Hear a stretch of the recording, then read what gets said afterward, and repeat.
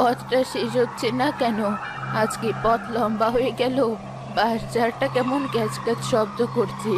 বাতাসের শব্দ, শুধুই বাতাসের শব্দ। ভয় পাস না বুড়ি, ভয় পাস না। তুই সাথে করে ইলিশ নিয়ে যাচ্ছিস, মনটা শক্ত রাখ।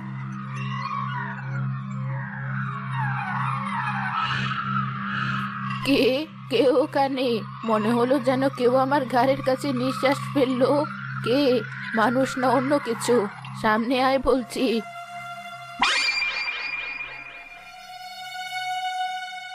কি সুন্দর গন্ধ! কতকাল এমন আষ্টে গন্ধ পাই না।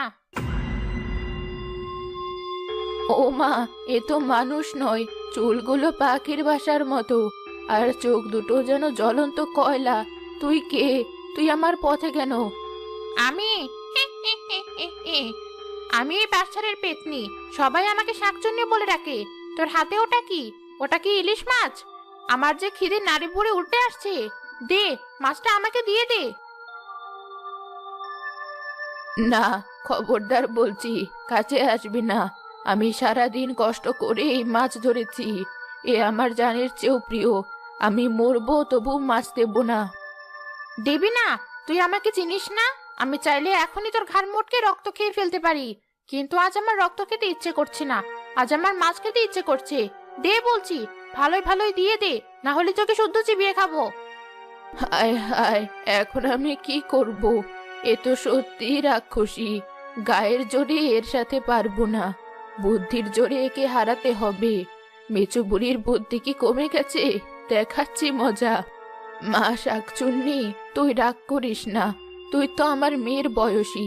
শোন, একটা কথা বলি, তুই এই কাঁচা মাছ খাবি? চি চি, কাঁচা মাছে কি কোনো স্বাদ আছে?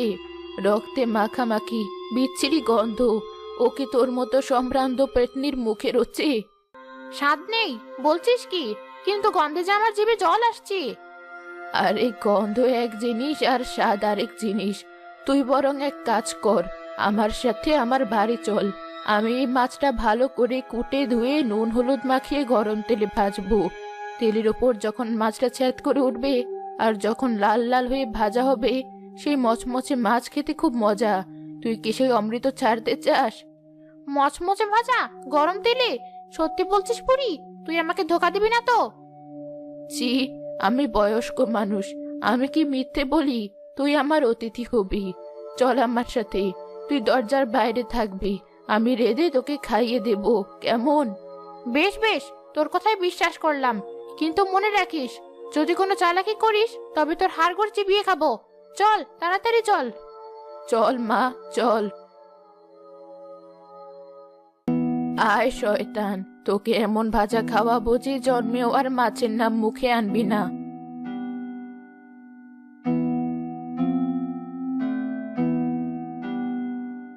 সৃষ্টিকর্তা, জানটা হাতে নিয়ে ফিরেছি। বুকের ধড়ফড়ানি এখনো কমছে না, কিন্তু সময় নষ্ট করা যাবে না। আপদটা বাইরে দাঁড়িয়ে আছে।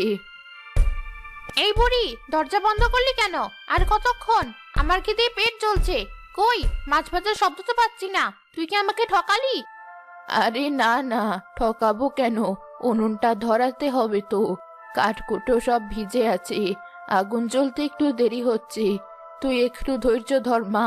ভালো জিনিস খেতে হলে একটু সবুর করতে হয়। তাড়াতাড়ি কর, আমার জিভ দিয়ে লালা গড়িয়ে মাটি ভিজে যাচ্ছে। এই তো আগুন জ্বলেছে, কড়াই গরম হচ্ছে। এবার তেল ঢাললাম।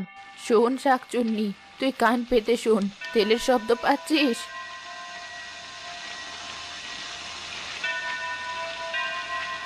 তেলটা দাও দাও করে ফুটছে। এবার মাছ ছাড়বো। মাছটা যা তেল তেলে, কড়াইতে দিতেই গন্ধে ঘর ভরে গেল। তুই গন্ধ পাচ্ছিস তো? পাচ্ছি পাচ্ছি, আমি আর থাকতে পারছি না। দরজা খোল বুড়ি, দরজা খোল, আমাকে মাছ দে। দিচ্ছি মা, দিচ্ছি।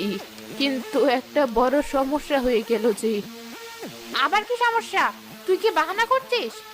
বাহানা নয় মা, আমি তো বুড়ো মানুষ, হাতে গরম কড়াই, আর দরজার এই খিলটা বড্ড শক্ত, খুলতে গেলে 2 হাত লাগে। এখন আমি যদি এক হাতে কড়াই ধরি আর এক হাতে খিল খুলতে যাই, তবে তো মাছ শুদ্ধ কড়াই মাটিতে পড়ে যাবে। তখন তুইও খাবি না, আমিও খাবো না। সব ধুলোয় মিশে যাবে।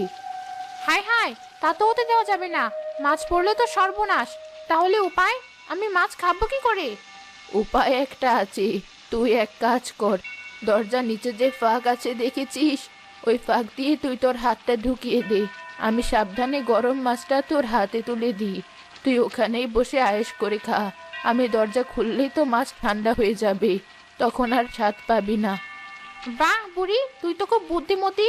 ঠিক বলেছিস, গরম মাছেই তো আসল মজা। দাঁড়া, আমি হাত ঢুকাচ্ছি। এই নে আমার হাত।